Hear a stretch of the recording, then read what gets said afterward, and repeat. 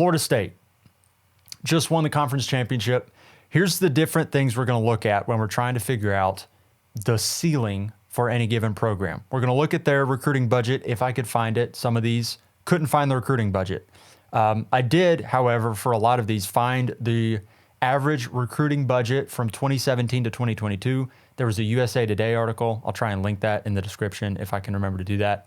A USA Today article that had recruiting budgets for a lot of different programs over the last 5 years. The total recruiting spending over that period, Florida State had $7.5 million. In terms of finishing in the college football playoff polls, their best finish was at number 2, or their best rank in any given week was number 2. That was this past season. Their best finish was number 6. They've had 3 10-win seasons since 2015. They have had 1 conference championship since 2015. Their average team composite grade per 247 since 2020 is 18.2.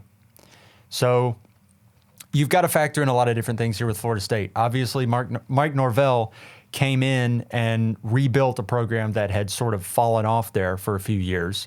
So when you're looking at wins and losses since 2015, Norvell hasn't been there since 2015, so you've got a few things weighting that down. If you look at the past couple of years, their team composite grade is better.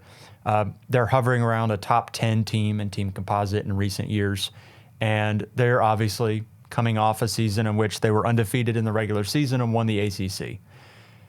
So there's a lot at play here. I think with Florida State, it kind of goes without saying, just because we just saw it with them, that their ceiling is a national championship. I know they won one in 2014 when Jimbo Fisher was the coach.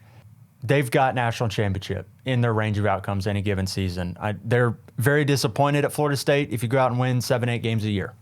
They pour a lot of money into recruiting, and they have done a lot better in recent years in the transfer portal and in formalizing how they're going to go about treating NIL. They've been one of the leaders in college football in approaching NIL, and that's helped them sort of speed up this rebuild, as it were, as recruiting rankings and NIL aren't necessarily, on the same playing field, I guess. Like, teams that recruit high school really well don't necessarily always rate really highly in the transfer portal, and some teams heavily invest in the transfer portal but aren't super duper high in high school rankings. That's just sort of how it goes. Some programs decide to do things different ways. Florida State has done really well both in the transfer portal and in recruiting rankings.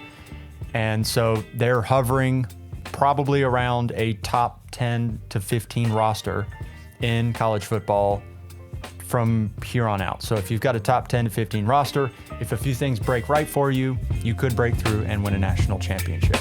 Baby, you give me ice and fire. You're giving me wind and rain. You're some kind of bird.